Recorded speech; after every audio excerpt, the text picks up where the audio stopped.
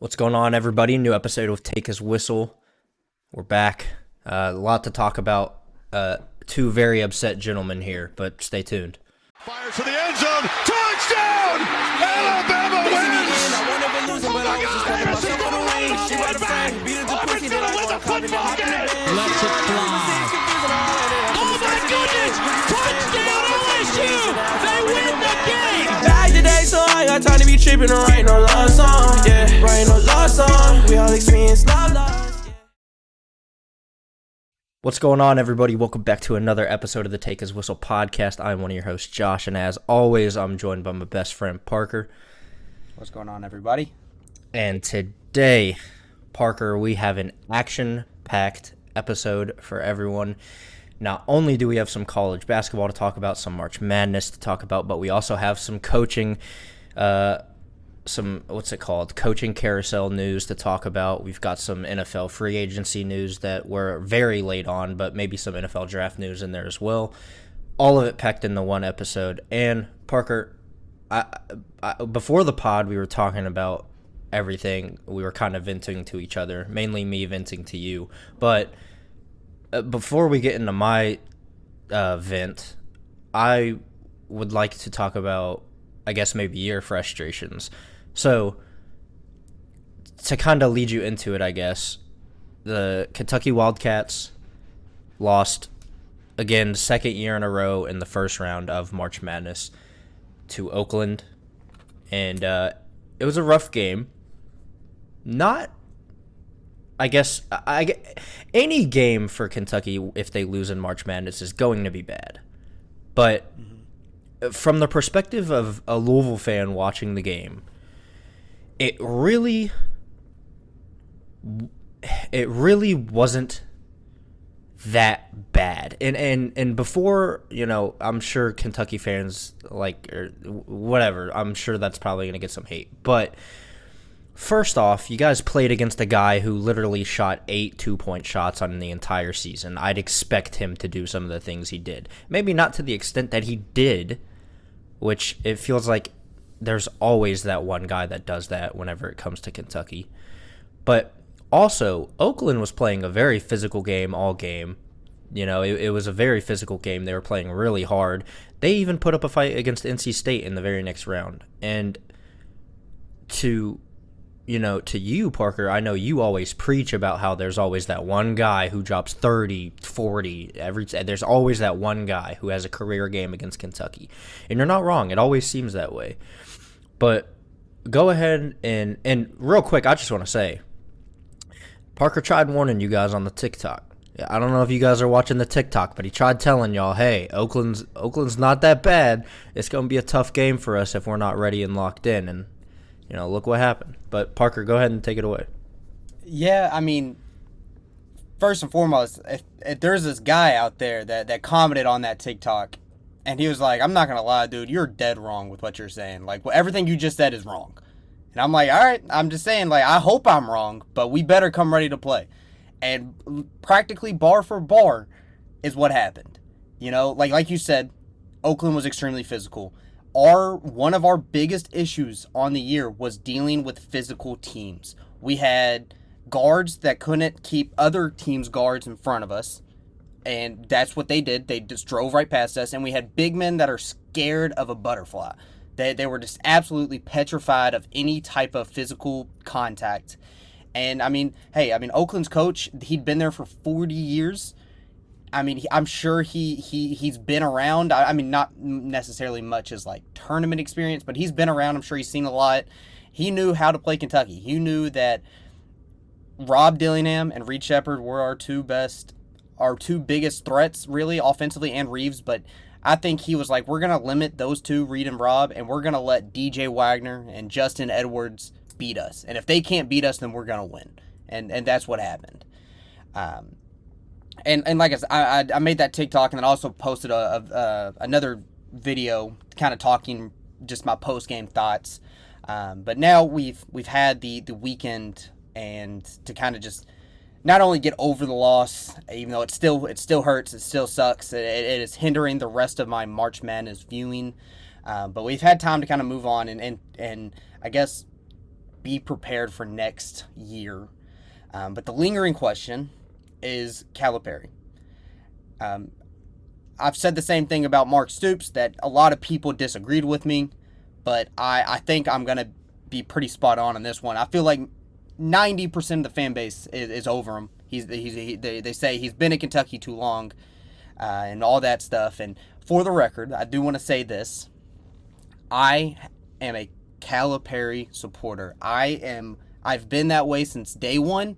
He was the reason that I got into basketball. He has just, all I've known ever since I've started watching basketball, that's all I've known is Calipari. And so I fully 100% am on Cal's side. I want him to return. Now, with that being said, does my voice count? No, it doesn't at all. But I think that people are just very, very just in the moment right now. They are just fed up with it. It's been going on for a while. And Josh, really quick, let me ask you a question. In our lifetime, since we've been alive, who do you think is the best college basketball coach since we've been alive? You say Coach K? It would be a good answer there. I would probably say most people would say K. Yeah. So I don't know, and Kentucky fans don't want me to bring this up because they don't want to act like we're on the same level as Duke. They want to act like we're better than Duke. But my point is, 2011, 2013, Duke lost to a 15 seed in 2011 and a 14 seed in 2 years later. That is with arguably the greatest coach in our generation on his team. And I'm sure, I don't know names and I don't know exact rosters, but I'm sure that team was filled of NBA talent on those teams that got upset 2 times in 3 years. It's March Madness. If you are anybody but a Kentucky fan, you are loving that. You are absolutely loving that. Not only is it because it's Kentucky, but also like. I mean, hey, real quick, I don't mean to interrupt you, but just real quick, you look at one of Coach K's. You look back at one of Coach K's last year's coaching. He had one of his best teams of all time with Zion, R.J. Barrett, and Cam Reddish, and they struggled in March Madness. They almost lost every single round they were in that tournament. And then, of course, they finally did lose, and they got sent home fairly early. This is literally what March Madness is about. Like, obviously, if Kentucky plays Oakland 10 times, Kentucky wins 9 of them, right? It was just that one special night where Jack Golke, who literally probably in 3 months from now is going to be at a law firm, and Oakland is going to go back to irrelevancy forever. They're going to talk about for the rest of their university that one time in 2024 where they beat Kentucky and then just absolutely fell to a even lower seed the very next 2 days later. I mean, at this point, you gotta look at it and be like, this is just. I mean, Kentucky hasn't had a lot of upsets in our history, so I think it's definitely a new territory. We see Duke and Kansas and Michigan State all have great coaches that have been upset, but we never really think that it would be Kentucky that happens, and it has happened now. And so I think everybody's still just very upset. But where I'm at right now is, Josh, I know we talked about this not too long ago. It might have even been today. You said that, like, the coaching pool is not very strong right now. There's not too many coaches. There are a handful, but there's not too many coaches that, and this could be biased, that you can bring into somewhere like the University of Kentucky and expect them to not only win, but win fast. Not make a whole rebuild where it's his program now and he runs it the way he runs it. You have to bring in somebody and they have to win practically instantly. We were just talking about Tubby Smith. He won the very first year he was there. It was with Rick Pitino's players. I mean, like, whatever coach, if you want to bring in, he has to win. And I don't think that is possible because if we lose Cal, we're going to lose money. We're going to lose recruits. We're going to lose current players, transfers. It'll take a good 3-4 years for Kentucky to be good again. Now, I think we would still be competitive because I think the University of Kentucky brings in recruits by itself. Just the name Kentucky brings in recruits. But I think that it's going to be a while before Kentucky is like legitimately competitive again. Now, I think that Calipari needs to change his ways. I think that bringing in a whole new roster full of freshmen or a whole new roster full of transfers is not the right way. That is not going to win you championships. It has been done before, right? 2012, Anthony Davis, a freshman, led us to a championship. 2015, I mean, obviously we didn't win that year, but I don't want to say it's because we were full of freshmen, but we had a team full of freshmen that went undefeated until the Final Four. It can be done, but more times than not, these teams, these Villanovas, these Virginias, these UConns are veteran, war-tested teams that have been through a lot, been worked up through the system, and that's why they're so good. Kentucky, like I said, freshmen, transfers. I think that he needs to, instead of basically being a NBA G League for some people, more or less, like, he needs to kind of change his ways. And I'm not saying not to recruit the top guys. I think bring the top guys in still, but tell them that, like, you don't have to go right away. Like, you don't have to. You can stay another year or 2 years and then be even 10 times better than you were your freshman year and then go to the NBA. It's just, I'm frustrated. I'm frustrated. I'm mad. I'm sad. I'm every emotion in the book right now. But the last thing that I think right now is the best is to get rid of Calipari.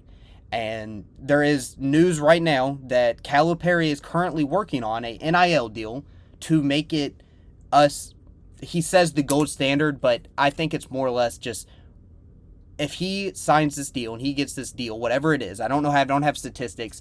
His vision is to make it that any transfer or recruit basically will be dumb to not come to Kentucky. He's working on the absolute largest NIL deal in college sports that will just put us over the top as far as transfers and recruit go. Is another coach going to be able to do that? I don't think so. I don't think so. I don't even think your Bill Selfs could do something like that. But, I think getting rid of Cal is a bad move at this exact moment. And maybe I don't know if you can hear that. I'm getting blown up with text messages. No, you're good. If I've lost my train of thought now. If you lose Calipari, you lose so much more.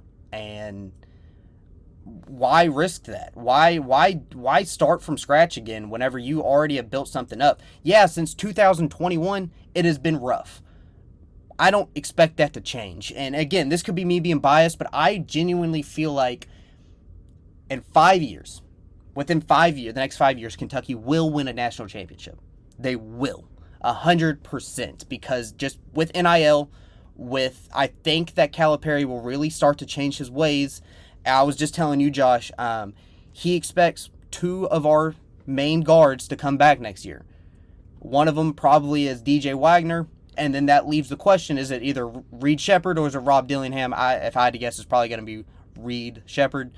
But, it looks like he is already taking steps.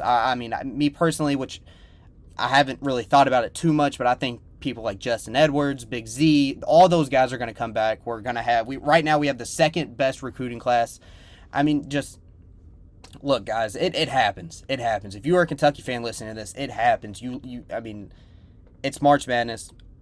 Like I said, Oakland is going to talk about it for years, the time they beat Kentucky. We're going to be fine. We will. The University of Kentucky will be fine.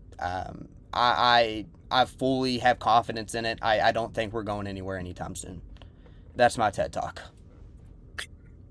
Yeah, I guess to put some of my input in on it, which, what I say definitely doesn't hold weight, especially as a Louisville fan, but, here I am. I'm a part of the pod, so I guess I should say something. No, yeah, I want to hear a different outsider's point of view. I was telling you, Parker, like you said, the coaching pool isn't great right now, and I know full and well that it's not great as a Louisville fan, and I know there's going to be Kentucky fans out there,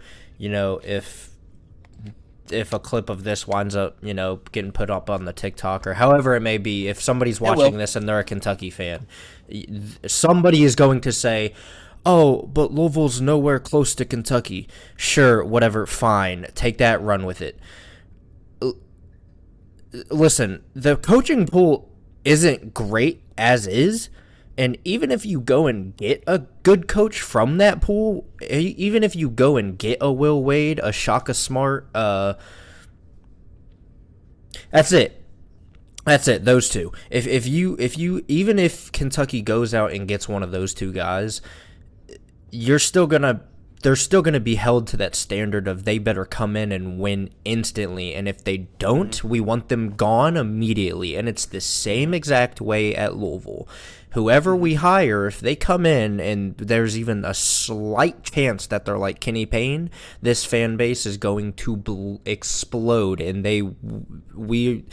it's gonna be bad, and it's a lot of pressure. And if you want to talk about the pressure that's gonna be on the next Louisville head coach, imagine the fucking pressure that is gonna be on the next Kentucky head coach whenever Cal decides to leave, whether it's by being fired, whether it's by retirement, however he disperses from the University of Kentucky.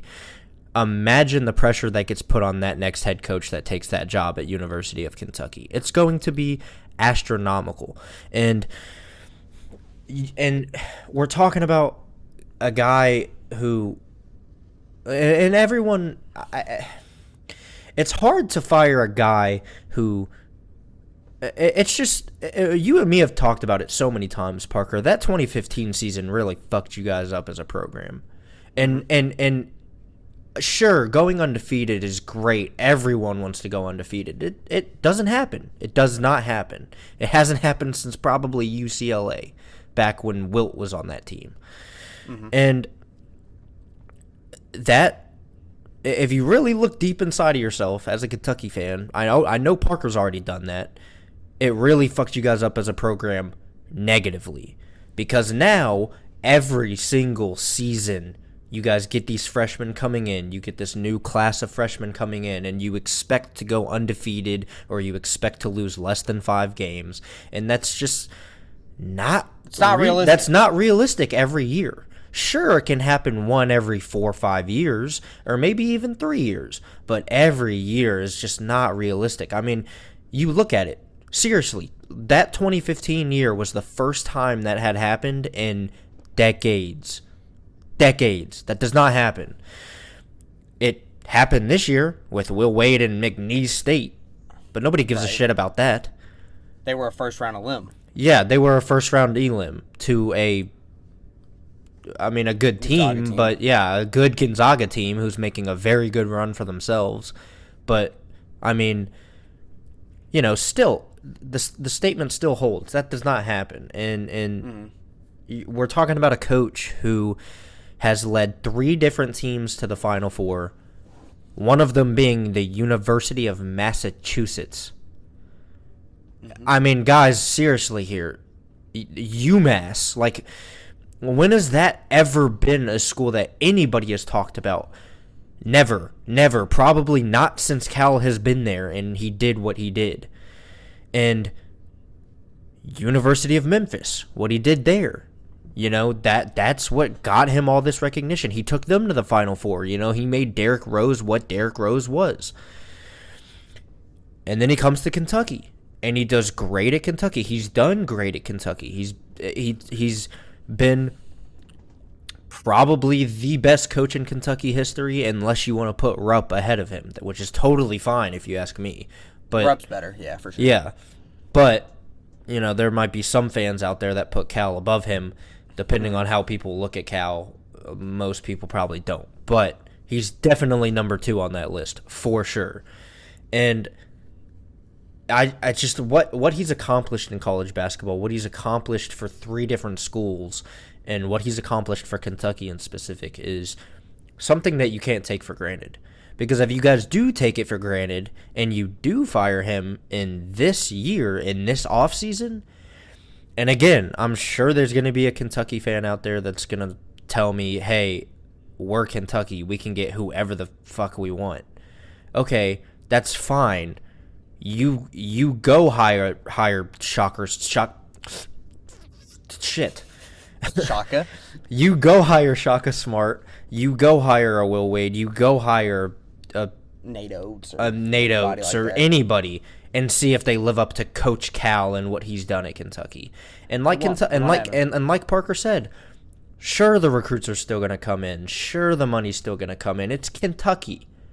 You'd expect that. It's a blue blood program. It's number 1 all time on many polls. I mean, I'm sure everyone has seen that Sports Illustrated poll that came out earlier this year, or ESPN. Somebody released that poll. Kentucky's number 1 all time, according to them. Like that's not a job that you can just easily get rid of somebody and let them go, especially after everything they've done. And it's not a job that you can just expect somebody to come in and be instantly great. Because if we're being super realistic here, nobody in college basketball is as good historically as Cal. Nobody has the resume that Cal does in college basketball right now, except for maybe Bill Self. And you can't compare anybody else to him. And again, you could say that your University of Kentucky, and you could maybe even go get a Dan Hurley, but at the same time, Parker, I know you've told me this many times as far as what I'm going to rant about here soon.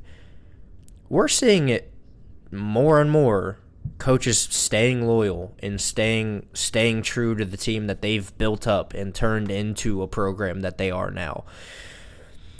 I'll get into it in a little bit, but we saw it with Scott Drew, staying at Baylor, and He's the biggest example that I can think of right now, but I'm sure there's many other. We saw it with Dusty May after his Final Four last year. I'm sure he got plenty of offers, but he decided to stay and stick with FAU for one more year. And we're going to see it more and more as time goes on. We're going to see it because that's just the way that it's going. Because it truly is easier to rebuild a program. With the transfer portal and NIL now being a legal thing, it truly is way easier to rebuild a program if you do it right. And we're seeing coaches doing it the right way. Like Pitino in St. John's. He's doing it the right way. He turned a program that was not good at all into a great, what'd they go, 25-6 program, and they should have made the tournament, but they were the first ones out or last ones out. I'm confusing myself here, but they should have made the tournament, but they didn't. And yeah, just don't take Cal for granted, because what you guys have with him is really something special, and if you get rid of him, you're going to be very disappointed, and that Coach Cal effect is going to hit like crack when Kentucky fans realize how big of a fuck up that this could be. I think that what needs to happen, and I think this is the way to make a lot of people happy. I think that I'm gonna eat my chocolate now. Barnhart goes to Cal, and he's like, look, you got one more year. You got one more year to prove yourself. And I am being because I know people have said it multiple times. They're like, we lose unexpectedly in the tournament, and they're like, all right. But this next class we got coming in, that's going to be legit. Just wait till next year, right? People are saying the Dallas Cowboy of college basketball. I think that wholeheartedly, Barnhart comes out and says, Cal's got one more year to prove himself. If he does not, and this might be a little harsh and might be a little niche here, but if he doesn't make a Final Four next year, he's gone. He's gone. Then, like I said, that might be a little niche, but I think that something like that has to come down. That does put a lot of pressure on Calipari for March because crazy things happen. But I think that he really has to prove himself to kind of win back these fan bases, or the fan base. I also this exact team was such a beloved team. Absolutely beloved. And I don't know if that is because of Reed Shepherd and the history of him and his dad helped win a national championship and all that stuff. It could have been that, but I just feel like overall this team was extremely loved by the whole fan base more than normal. And me personally, my favorite team of all time was 2017 with De'Aaron Fox, Malik Monk, and Bam Adebayo. That team was amazing. I love that team so much. But this team is a close second in my opinion. And I think, all year long, Kentucky that team had could have so won many... a national championship too. Oh, if it wasn't for Luke May, they would have. If Luke May didn't hit his buzzer beater, we would have. I believe in that. But I think that if we love this team so much that there were so many inconsistencies that we turned a blind eye to. Like, now I can say it because I know what happened. We lost first round. Kentucky was terrible at defense. They were terrible at rebounding. They got so terrified when somebody put a shoulder into them. They had no just dog. They had no dog in them. Really, yeah, we had the best offense in basketball this year, but was that really going to win a championship whenever you were just absolutely scared and whenever things start going wrong, you're just going to start chucking up half-court three-pointers? No, that's not going to happen. But again, this team was so loved that we turned a blind eye to it and we're like, Kentucky can still win it. We can still win it after getting blown out by South Carolina, after losing on a buzzer beater to LSU. So I think that Cal needs to bring back a large majority of these players. A lot of these guys coming in. And now if that means you lose out on transfers, so be it. If that means some freshmen decommit, so be it. You have to bring back some of the core. Now, me being a huge Reed Shepherd fan, I would say bring back Reed Shepherd. But, if he's projected to go number 1 overall, he's going. You bring back that core. And then you have freshmen like Billy Richmond coming in, Boogie Fland, like absolute stud freshmen coming in. You work them. You really just put your all into this season. You get rid of we're already in contact with the Rutgers big center, and I think there's a good chance that we get him. He's already working on it, but you bring in this new team that has a lot of experience. I guess there would be a lot of sophomores, but that's more experience than normal. But you have an experienced team, and you really just put your all out into it. And some fans will still hate it; they'll still want him gone. But I think this is the best way at this current situation for Cal to somewhat win back some of these players or some of these fans. He has to, because if we come November or whenever the season starts and we have an entire new team that you have to learn the names and you got to learn faces and stuff like that, fans just aren't. They're not excited anymore about that, which is crazy to say, but that's just what it is. We're just so drained of learning all of these new faces and who's good at what and who's bad at what. Instead, we know, if Reed comes back in, he's a firecracker. He can light up anybody. He's one of the best shooters in the nation. And so I really think that Cal needs to hone in on experienced and returning players instead of recruiting and getting the best players available that are 17 years old. Yeah, and to add to your point, like you just said, he's got to fix the way he retains players. This model that he's had a whole time at Kentucky, and whole time at Kentucky, he hasn't changed it. This whole thing where you get freshmen in and then you force them to go to the league because they're projected in the first round or early second round or even to just be drafted in general, that whole model isn't going to work anymore. It's not going to work anymore because you got teams out there whose average age is older than the OKC Thunder.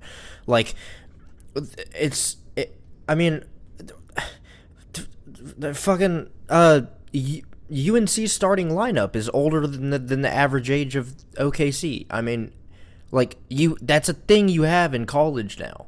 That's going to be a thing that you have in college now. Guys are going to be 24 and 25. And if you want to compete with these guys who are 5 years older than your freshmen coming in at age 18, you can't expect to win all these games with a lineup of 18-year-olds going up against 24-year-olds. That's just not going to work. Physically, mentally, these older guys are just going to have so much more experience. They're going to be stronger. They're going to be bigger, and it's It's just not going to work, and he's got to change the way he retains these guys, because if he was able to retain literally any of these guys in the past, if he was able to retain any of those guys from that 2015 team, that 2017 team, if he just retained any of them instead of immediately making them go to the league, you guys probably would have won a championship in 16 and 18. Probably. I mean, even if he brought back half of those guys, or even one or two of those guys, if he would have brought back only Cat, that 2016 team would have been that 2016 team would have been crazy. If he would have brought back only De'Aaron Fox, that 2018 team would have been insane. And it's just, you can't keep pushing these 18-year-olds out. You can't keep pushing them out and making them go to the league just because they're projected first round. And I get it. If you're projected first round, you want to go to the draft because you don't want to stay another year and ruin your draft stock. I get it. I understand that. I understand that factor. But the fan base is upset. The athletics department is upset. You were upset, Coach Cal, that nothing is working. And at this point, you just got to look at yourself and be like, man, I got to change something. And if you're going to change anything from an outside perspective, from not a Kentucky fan's perspective, retain more players. Retain these guys. Yeah. Stop telling them to go to the league after 1 year in college. And like Parker said, even if it's a team of sophomores, that's still more experience. They still have that tournament experience from their freshman year. Sure, they lost first round, but that's still experience. They're still going to take that. They're still going to learn from it. And I'm more than positive that they will come back as sophomores and be way more prepared than they were as freshmen. Mm-hmm. And, like, to your point of, like, just being projected to get drafted in general and then going. I mean, yeah, the NBA has a lot of Kentucky guys in it, but also, like, think of all the guys that went to Kentucky for 1 year, went to the draft, and now are out of the league completely, because there's a handful of them, right? There's like Oscar Tshiebwe, right? Obviously, he stayed till his senior year. It's different, but Oscar Tshiebwe can't even make an NBA team, and he was arguably the best player in the Cal era ever. Right, Ashton Hagans, he is in the G League. He cannot get it. He can't get a contract. There's definitely more. I'm blanking right now. Chris Livingston, he was a great talent his freshman year. Can't do anything. Scalabissiere a few years back. He is overseas, I think. I mean, like, there's so many guys that just went, and we say it. Kentucky fans say it every year. They're Willie like, Cauley could have been great in the league had he stayed and gotten more experience. Yeah. Mm-hmm. We're just like every year we're like, how are you leaving? You are not ready. It would be similar if Justin Edwards this year left. Justin Edwards underperformed like crazy, and he was if you look ESPN Top 100, he was our highest recruit that season or this past season. If he goes, it's going to be like, why did he leave? He should not have gone. He underperformed all season. He averaged it seemed like 7 points a game, if that, on probably 20% shooting. And he'll go to the league. He might figure it out, but there's also a good chance that he doesn't figure it out and he's out of the league in 2 years.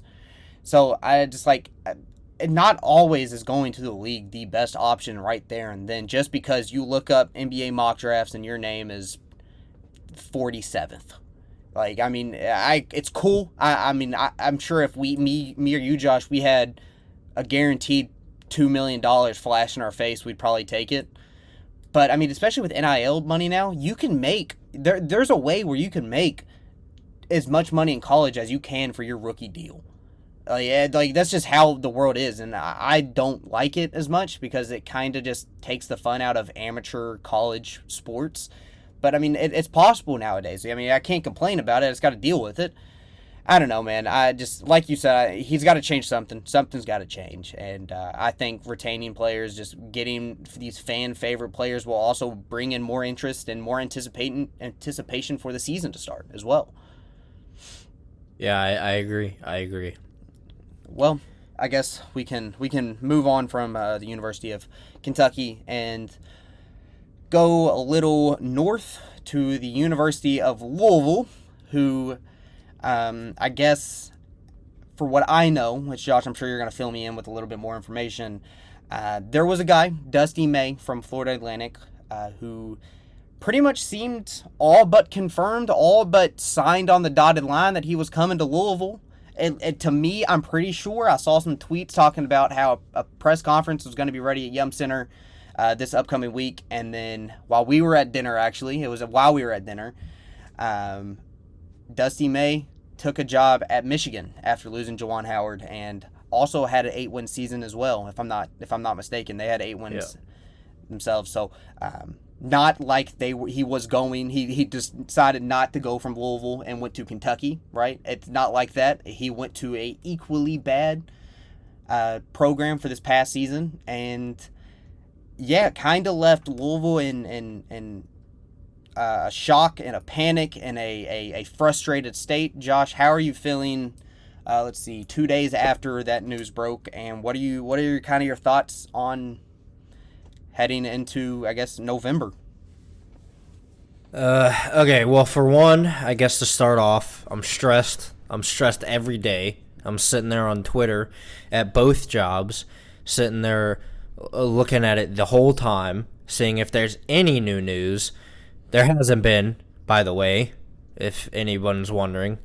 But for context, the University of Louisville, as everyone knows by now, fired Kenny Payne at the end of the 2023-24 season, and then they immediately went and threw a bag at Baylor's head coach, Scott Drew, who, as far as I know, considered it for a couple days. He was, genuinely thinking about it, talked to his family about it, and they, respectfully declined and decided to stay in Waco, Texas at the University of Baylor. Fine, cool, it was a long shot anyways. I knew that. The whole fan base knew that, hopefully. I'm sure there's a couple people out there who were pretty convinced we were getting Scott Drew. But we all knew it was a long shot. He built Baylor up from the dirt. He turned Baylor into what they are now. Again, long shot. So Scott Drew says no. We then turn to FAU's young up-and-coming head coach, Dusty May, as Parker mentioned. We threw him, a little bag. Nothing crazy, nothing that we offered Scott Drew, I'll tell you that. But we did offer him a decent contract. As far as I know, we offered him about as much as we were paying Kenny Payne. And again, as far as I know, he said yes, he was going to take the job. It was all but official on everything except for the ESPN alert saying FAU head coach Dusty May will accept the job at Louisville. And then, from what I know, the day comes that he was supposed to be announced as our head coach, and it turns out he turned around and took the Michigan head coaching job.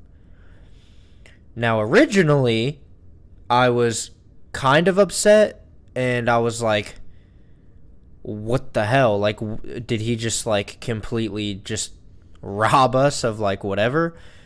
Which, to be honest, it's kind of true. I definitely don't view Dusty May the same anymore that I did before we were going to hire him.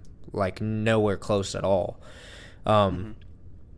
But from what I've gathered over the last 2 days, from what I've learned from sources and, Twitter, looking around, is that Dusty May was going to take the Louisville head coaching job, and then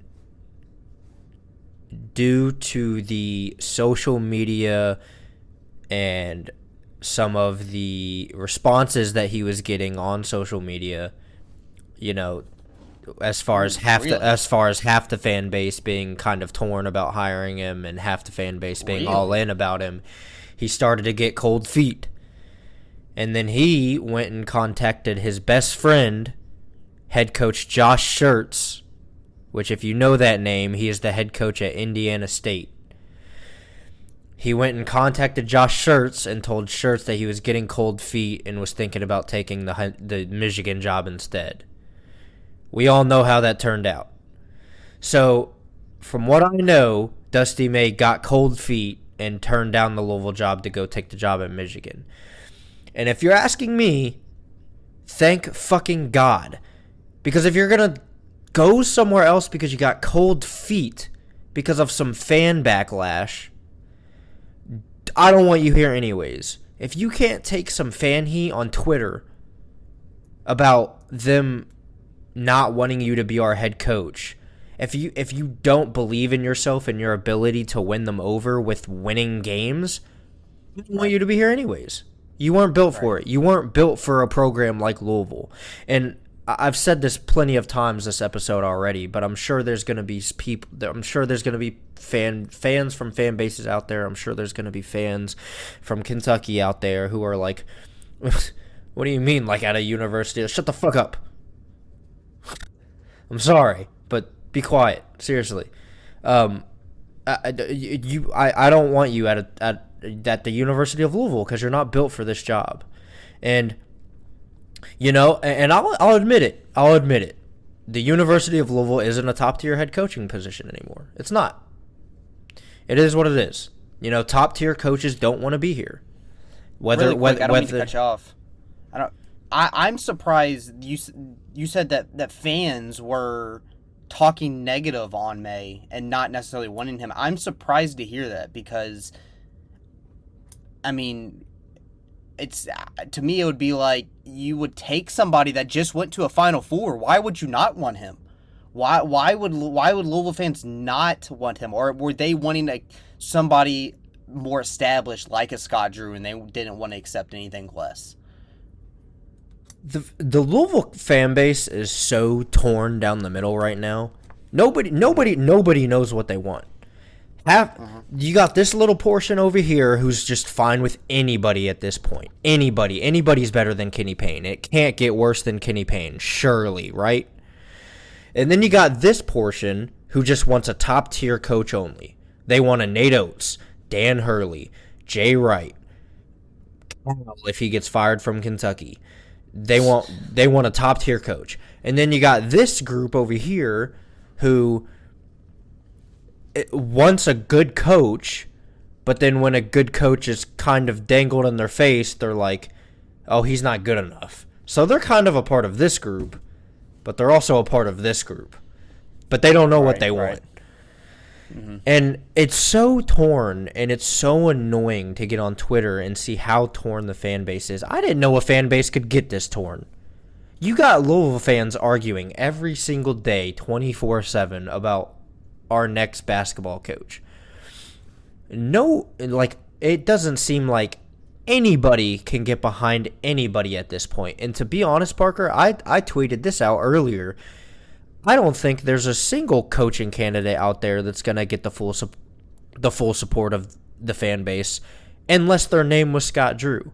Scott Drew was the only candidate, in my honest opinion, who would have gotten full support from the fan base. And and for the record, I'm not saying me will support anybody we hire, because I truly believe anybody will succeed here with the money that we will be able to give them for NIL, recruiting, everything that may be. The transfer portal, they can use the NIL and the transfer portal. I truly believe whoever we hire will succeed here, or at least do better than Kenny Payne. And it's embarrassing. It's embarrassing, Parker, because we get shut down by Scott Drew. Again, expected. But then we get shot down by Dusty May, who, for all intents and purposes, was supposed to be our next head coach. It was all over social media. It was all over Twitter. Even you, Parker, said that all social media outlets led to Dusty May being the Louisville head coach. And then we get embarrassed by Michigan stealing him from under our noses.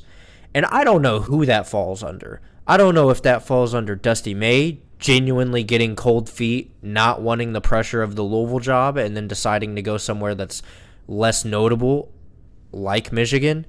And I've seen this whole thing about how Michigan's a better job than Louisville, which, sure, it probably is in 2024. Michigan might be a better head coaching job, especially with the SEC and Big Ten law that they just hired about them getting a 50-50 split from the college football playoffs, which that's a whole nother story, but that seems very F-worded to me, if you know what I'm getting at least in perspective to the other conferences.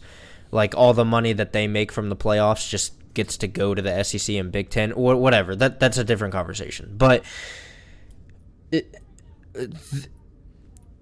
the fact that Louisville basketball has been diminished to almost nothing, and I mean nothing. We don't have a coaching staff. 7 out of the 10 players we had on our roster are already in the portal. I think everyone's entered the portal except Kenny Payne's son, and he graduated. So Sky Clark as well. Sky Clark entered 2 days ago. Oh, did he? Yeah. Did he really? So it's all upsetting. I wish them all the best, but I mean, you know, it sucks. You know, Sky Clark all season said, you know, I'm not going nowhere. I'm staying at Louisville. And then we take too long to hire a coach, and now he's in the portal.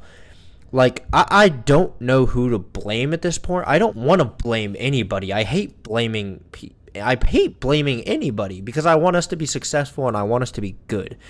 But we're not. We're a dog wandering the streets looking for a new home, and nobody wants us because all of our hair is shaved off and we look ugly. And it's just like, no coach wants to come here. No players want to come here. Nobody wants anything to do with Louisville basketball. Nobody wants anything to do with Louisville. And it's upsetting because our history is so storied, and we've been so bad and so diminished for the last 2 years for sure, but damn near a decade now. Probably around 8 years, we've been so bad in the laughingstock of college basketball. And it's hard to get behind anything, and it's really hard. It's getting really hard to back our AD, Josh Hurd. I love Josh Hurd. I think he's a great guy. He's been a great guy, and you know his mic presence is next to none. And what he's doing with this coaching search is so laughable. So laughable. We miss on Scott Drew. Again, fine, that's fine. But then we miss on Dusty May. We can't close out a deal with Dusty May. And again, sure, he might have gotten cold feet, couldn't handle the pressure of the job, so he decided to take another job. Sure, fine. But now we're stuck at looking at mid-major coaches, and I'm sure some of them are great. Like, for example, Parker, Josh Schertz, actually, the Indiana State head coach, best friend of Dusty May, is actually the lead candidate for the Louisville coaching job now. Go figure. And he's a great... He had a good year. He did have a good year. They probably should have made the tournament too, to be honest. Mm-hmm. I think they were ranked like 17th. Yeah, they were really good this year, and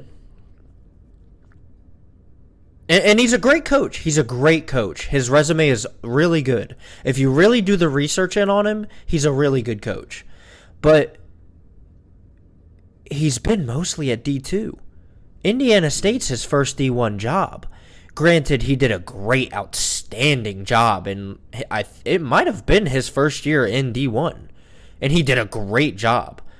But to lose out on Scott Drew, Dusty May, and then to immediately go to a guy who was just in D2 basketball. And then from there, the list is just mid-major head coach, mid-major head coach, mid-major head coach. The next ones we've got are Holloway from Seton Hall, who is also a great coach. I would not be upset if we hired Holloway. Great coach. But Seton Hall's his alma mater. I don't see us pulling him away from there. He's only been there for 2 years, this being his second year. I don't see us pulling him away from his alma mater, especially with him being only 2 years in. I'm sure he would like to build up his alma mater, who is, I mean, you just told me this the other day, Parker, who's almost a borderline blue blood at this point, being Seton Hall. Yeah. And then from there, you have Pat Kelsey, I think is his name. I don't even have the brain power to remember who these guys coach, but it's just I just can't believe the stage that we're at, that we can't even go and get like a good proven good tier coach, and that we have to go down so far in the list to get our head coach. And I mentioned his name earlier. Will Wade is the best coaching option out there right now, like by a pretty far margin. And if you ask most of the Louisville fan base, they would probably tell you that they want Will Wade. Now, the only problem is Josh Hurd doesn't want anybody with any sort of past in college basketball. If you took a recruit out to dinner one day, if you took him to Roosters for dinner one day, he doesn't want you. If you got detention back in 8th grade, he doesn't want you. And it's like, dude, like, please just take a shot on a coach. Like, nobody cares about their past anymore. And not to mention, what Will Wade did at LSU and got in trouble for is now legal in the sport of college basketball. So, as far as I'm concerned, it wouldn't even be a problem if we hired him at this point. And I get it. If you hire... real quick? Yeah, go ahead. I feel like why Hurd is kind of being so anal about this is, I mean, I said it to you, and this was a while back. I think it was like mid-season. I mean, you hire somebody like Pitino, who's great, Hall of Fame coach, blah, blah, blah. He gets in trouble, and he's like the first stone to fall for Louisville. Him getting in trouble in 2013, 14, 15, 16, 17, whenever it was, that was the first stone to fall. You then go on to hire somebody like Chris Mack, right? Chris Mack didn't do a terrible job. He didn't live up to Louisville standards, but he didn't do a terrible job. But he gets in trouble. He got in trouble. Once again, he got suspended and ultimately got fired. Then you hire Kenny Payne, who is so squeaky clean because he has no experience. He hasn't been in the game long enough to get in trouble. And you see where that happened. So, like, I feel like he's trying to find a common ground where, like, even though it's legal now, Louisville has not only a target on their back from the NCAA, from the ACC, for the history of coaches that they have hired, Pitino and Mack, who have gotten in trouble. So he doesn't want to get somebody that has a reputation already or has something on that reputation, but he also doesn't want to find somebody that's squeaky clean and brand new to college basketball like Kenny Payne and repeat the next 2 years in an infinite loop. So, like, I guess I can see where he is, because he wants to, I'm sure it has taken up 90% of his days is Louisville basketball, while he could be working on other sports. But I think that he just wants to get a coach that is established, that you can trust, that won't get in trouble and put Louisville back in the news for the wrong reason. Yeah, and I don't get me wrong at all. Josh Hurd is under the most pressure of any athletic director in the nation right now. Josh Hurd has the most pressure on him than anybody else in the nation right now. And right, because if he messes this up, there's a real chance he's gone. His job is legitimately on the line with this one single coach decision. And just to put it in perspective, I did some research here just to kind of because I want people to kind of get familiar with Josh Schertz, because there's a real chance that he is going to be our next head coach. He's a great coach. He's been at Indiana State for 3 years. His first season there, he went 11-20. Not great.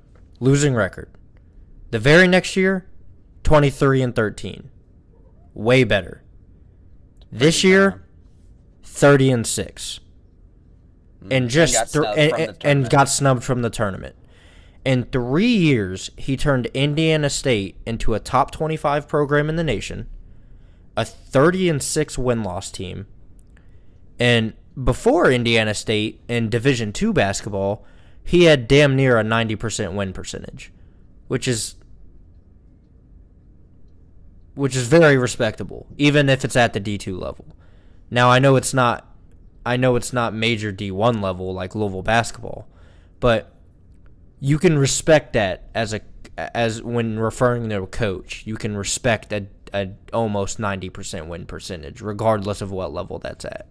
I could respect a coach who coaches high school basketball and says that they have a 90% win percentage, because that's impressive. But regardless, it's been such a stressful and annoying process, Parker, and I don't really know how to explain how I'm feeling, because it's just so many emotions. It's just in one. I'm annoyed, I'm upset, I'm mad, I'm just exhausted, and I personally at this point I would just like to have a coach, because right now I tweeted this out as a joke a few days ago, but every day that passes I'm just starting to think it even more and more. And that's that we might not have a basketball team next year. And because we don't have a coach. The transfer portal window closes next Wednesday, April 1st. So whoever we hire is only going to have about a week before, they're screwed until like October. He's gonna have to go to Wyandotte Park. Half of our roster is in the transfer portal already, so good luck trying to get those guys back, because for all we know, they've already decided they're done and gone. They don't want anything to do with the program that just booed them for the last year. Who would want to play for us after a year where they just won 6 games and got booed for the whole season in their own stadium? I wouldn't want to play for a team that just did that to me. I'm damn sure you wouldn't, Parker. I'm pretty sure anybody wouldn't want that. And I don't want that for them. So, yeah, go somewhere else. Go get cheered, because you all are great. They're great basketball players that are in the portal. Mike James, Sky Clark, 2 very great players. I wish they weren't leaving, but they probably are. And they're both great players, and I wish them the best. But it sucks, because I don't know what our team's going to look like next year. I really don't. And it's stressful. I'm not expecting it to be a great season next year. I'm hoping it's more than 6 wins, but I guess time will tell, and it starts with getting a head coach. So, Josh Hurd, go get us a fucking head coach, man. Seriously. For the record, one thing is, for any Kentucky fans, because I've seen it, that they want Sky Clark. No, I don't want Sky Clark. Sky Clark does not need to come to the University of Kentucky. He already committed and decommitted. He already made his choice that he didn't want to play for us. We don't need him. 2, this is still Kentucky-based. If for any Kentucky fan still wanting Cal gone, look at our rivals. Look at our rivals. Is this really what you want? I'm not saying that this would happen, but there's a chance that this could happen. That's not out of the realm of possibility. Kentucky could be a 4-win team, maybe. I gotta hope not. But it could. Is this really what we want? As we get rid of your Kentucky fans are getting upset about us losing first round of the tournament, while Louisville fans are getting upset because they won 4 games a year. Right? It's a different thing. Why want it? Why? I don't know. I don't know. It's not. Don't get rid of Cal. But as for Louisville, I just feel like it's still a blue blood program. It has still got rich history. tons of money, a fan base that, I mean, even if you look 4 years ago, could fill up Rupp Arena. Maybe not 4 years ago, that was COVID. 5 years ago, that could fill up Rupp Arena and make it one of the loudest places in the nation. At that big of a stadium, you know, usually you look at these big stadiums. You mean these loud... Did I say Rupp? Yeah. Yeah, I'm sorry. You look at some of these like Cameron Indoor and stuff like that. Those are smaller stadiums, and obviously they're going to get loud. But you fill out Yum Center, and it's like one of the loudest places in the nation. I just Louisville, and like I said, they have money to give.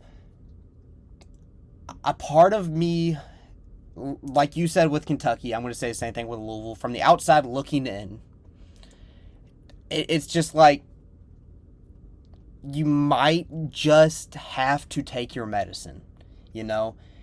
And it sucks. And I don't know how to say this in the nicest way. There's a chance where getting rid of Kenny Payne wasn't maybe not the best move. I know, I get it. I know he won 12 games, and I know he put Louisville in the worst era in the history of its thing. But with what he was given, would any coach succeed? Now, maybe they would have won more than 4 games. Maybe they would have won 10 games. But would anybody succeed in what they were given?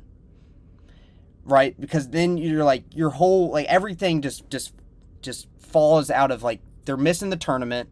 They are, yeah. I just want to say, as far as Kenny Payne goes, he's a great guy, Louisville legend, played for Louisville, you know. I have no disrespect to him from a person perspective. Mm-hmm. But as a coach, he loved to preach that he was given nothing as a coach. He was put into a shithole from the very start and was given no support. One, I want to make it very clear, yes, he was put into a very bad situation. We were not good when he got hired. We were not in a good place. I will admit that. But two, he was given all the money in the world. He denied it. He was given all the support by the athletic administration. He denied all of it. He was given, he was given all, he wanted transfers, he wanted recruits. He was given the money to go get them. He didn't get them. He denied it. And then and it's very, very public knowledge that he denied any help, any advice from any of his coaching staff. Him and Nolan Smith got into it multiple times. Nolan Smith, Parker, if you remember the whole rumor about Kenny Payne being fired back in December, his own assistant coach is the one who leaked that. Nolan Smith is the one who leaked that. And that's public knowledge too. I'm not saying anything new. So, and again, it's very public knowledge he denied any help from his assistants, any athletic department person. He denied all of it. And then for him to go into that final press conference where he could be like, you know, I appreciate the fans for what they did do, for what they did give us. I know it was rough, but I appreciate the opportunity. I appreciate everything. Instead of doing that, Parker, what does he do?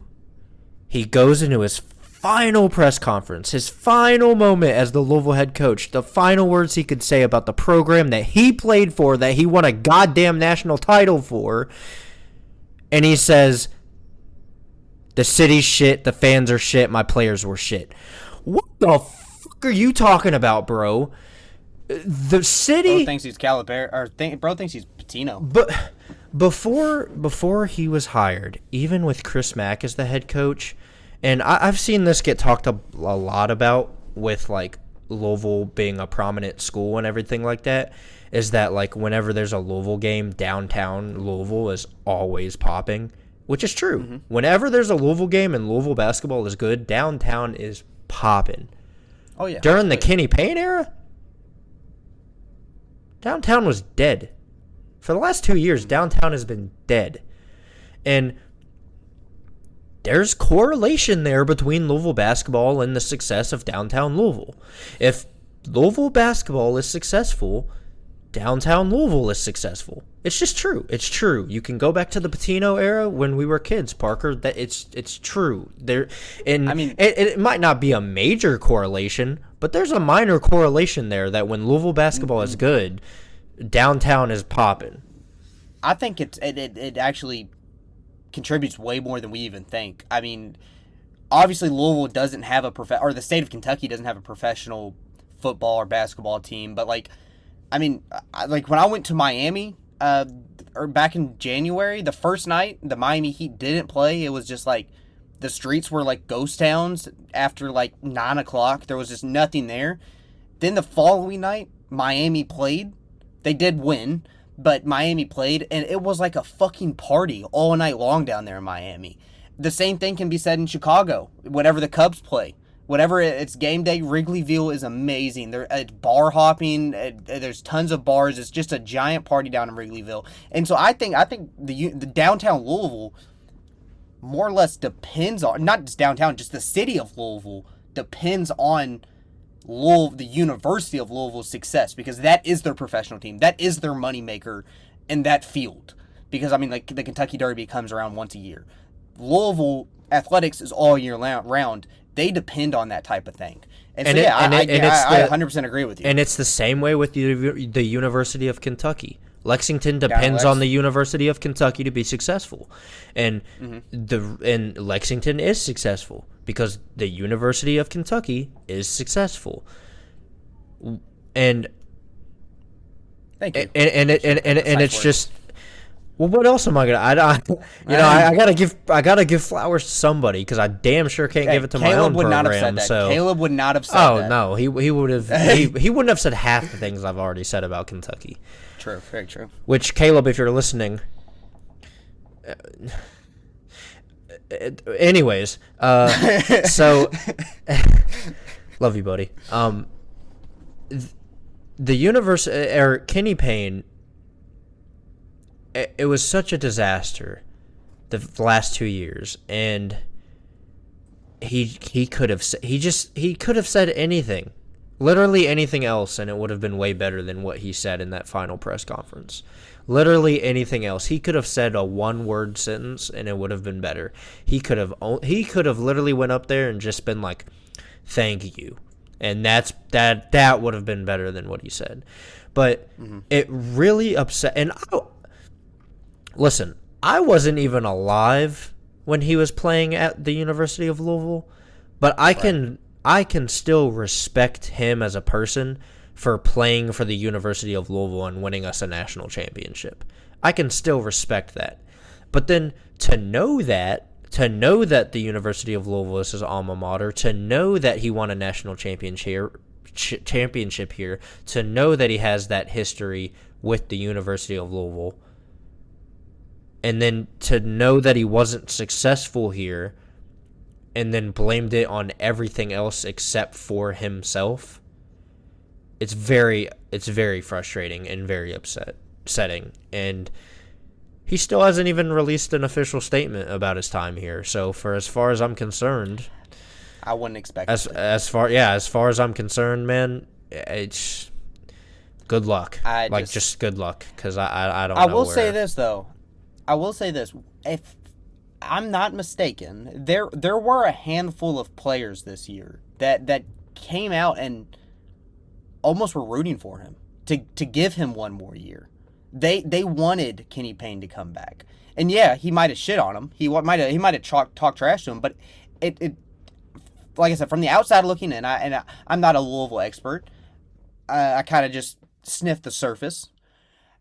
But it seemed like some of, if not all the players, wanted Kenny Payne just one more year to figure things out. Am I wrong or right about that? Well, I mean, I don't think any like players on the roster like really kind of came out and were overwhelmingly like, yeah, give him one more year. But most of the guys on the team did see Kenny Payne as a father figure. Many of them have a close relationship with Kenny Payne. You can say the same thing about most Kentucky players. Many old Kentucky players have a good relationship with Kenny Payne. A lot of high school kids have a good relationship with Kenny Payne. A lot of kids have a good relationship with Kenny Payne. He's a good guy. He knows how to recruit. He's a good recruiter. Not at Louisville, but he's a good recruiter anywhere else other than Louisville. And yeah, of course players are gonna support a guy that they see as their father. You know what I mean? I would do the same thing. If a guy that I saw as a father figure was getting shit on every day 24/7 by the public media, I would back them every day too. And like I said, I don't think any of them publicly came out and were like, yeah, give him one more year, or like, I'm only staying if Kenny Payne gets a third year type of deal. But yeah, they definitely backed him. They definitely supported him. And they definitely said, like, yeah, this guy is like a father figure to me, and I love this guy. And yeah, it does suck. It sucks that it ended the way it did, but I don't know what else to really say. It sucks, but guess it is what it is. Rounding out the whole thing, and partially what I started to say, Louisville might just have to take their medicine and get a coach that might be mid-major, maybe not as much experience as you would like, and go through the woes. Just and there's always a limit. And I genuinely think Kenny Payne hit that limit. I think he went over that limit of just how bad you can be. I think that he went over that. He was worse than how bad you can be. But I mean, like I said, there's a limit, but at the same time, you can't just, where Louisville's at right now, you can't expect a Jeff Brom kind of rebuild over one season. And yeah, the transfer portal is so hot nowadays, and you can flip your roster all the way around, and you might have a lot of NIL money, but you're damn wrong if you don't think some of these players want to win. Some of these players really care about winning. They care about accolades, and it doesn't matter how much you throw at some of these kids. They're going to be like, no, I don't want to go play. I mean, Kansas is giving me the same amount of money, and I can go win a national championship, or I can go to Louisville and win 4 games. That's where people are at right now. So it regardless, it's going to take time. It is me. I would expect it to be at least another 6 years before Louisville is legitimately competitive again. And that sounds like an eternity. That really does. Because if somebody came up to me and said, hey, Kentucky's going to be a first round elimination for the next 6 years, I would probably not become a Kentucky fan anymore. But just where Louisville's at right now, you got to take your medicine and just be like, hey, I mean, this is what it is right now. We are slowly just focusing on a rebuild. Start trusting the process of Josh Hurd, the basketball program, the coach, everyone involved in the basketball program, and just start the journey. Instead of trying to do what Jeff Brom did, you bring in a great coach like Jeff Brom, and he can turn a season. I don't know how many, do you know how many off the top of your head, how many losses Louisville had, not last year, but the year before Brom? We went like 9-7 or something like that. 9. So you guys had a winning record. So you can't expect to go from 500 to the ACC championship just like that. Like it's gonna take time, and I think that people see what Jeff Brom did and how he did an amazing job in his first year, and just automatically expects the same thing for Louisville. That's not realistic. It's really not realistic. It's two different sports. Like you can't even compare them. Yeah. I feel like like I said, outside looking in, that's what I kind of see here, is that a lot of Louisville fans expect the same thing that happened to football to happen to basketball, and it's not feasible. It's really not. I mean, if that's the case, then Mark Stoops should have been fired a long time ago, right? If he's supposed to keep up with Calipari and his success, Mark Stoops would have been gone a long time ago. This just not. It's two different standards. It's two different thresholds. I don't know. That's just, I think Louisville, it's going to take time. I think it's just going to take time to become a feared, dominant program again, which sucks. Yeah, I guess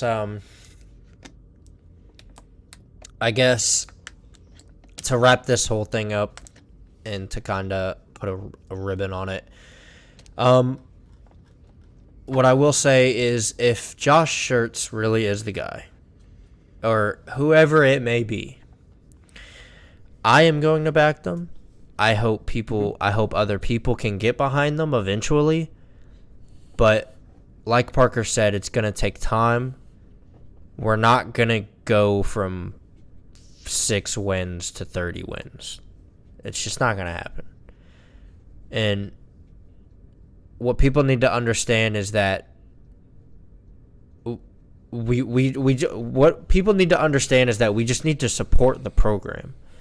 If we hire a new guy and they start winning, obviously that's gonna bring support back to the Yum. That's gonna bring back support to the program.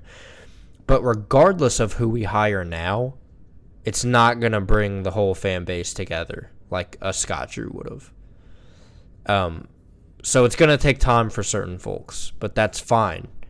But the program needs backing. The team needs backing, and just I guess be there is what I'm asking, because clearly the last 8 years have been really rough. Trust me, I know.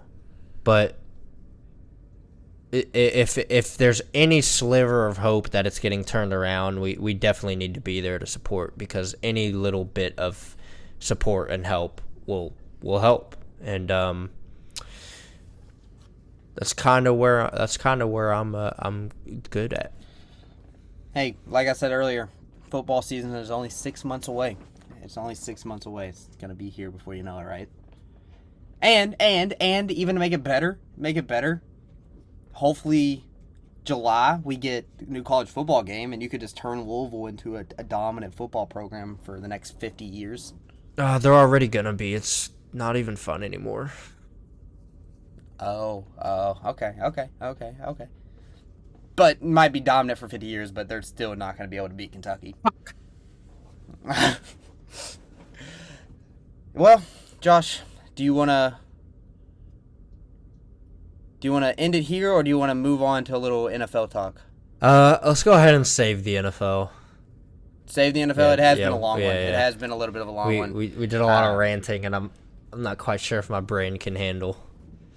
Yeah, and also I think that the NFL would be more of a it needs probably its own decent time length, especially if we we're only, 2 weeks out until the NFL draft, right? Maybe sooner than that. About a month exactly, I think. Oh wow, a little bit longer than I thought. Is it end of April? I mean. Yeah. Okay. So yeah, I think that's just gonna take its own video.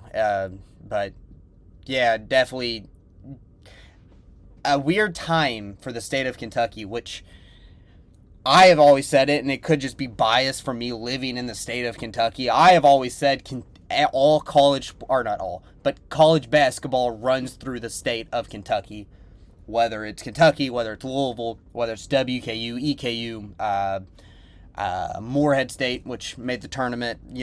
I've always Bellarmine, who ran D2 for however long. All college basketball runs through the state of Kentucky. Definitely a weird time. Definitely a weird time. We might look up and next year NKU is the best college team in the state of Kentucky. Yeah, that's pretty much all we got here from Take His Whistle. Josh, do you have any last thoughts? Hopefully the Louisville and Kentucky rivalry can be good again soon. In both sports. Yeah. I think football's there. Louisville hasn't got a win in a while, but I think it's there. It's definitely there. Basketball, that's going to be a while. That'll be a while, I think. In other news, the Chicago Cubs start their season on Thursday or Friday, I believe. It's a great time. It's an exciting time. But yeah, other than that, peace. See you guys.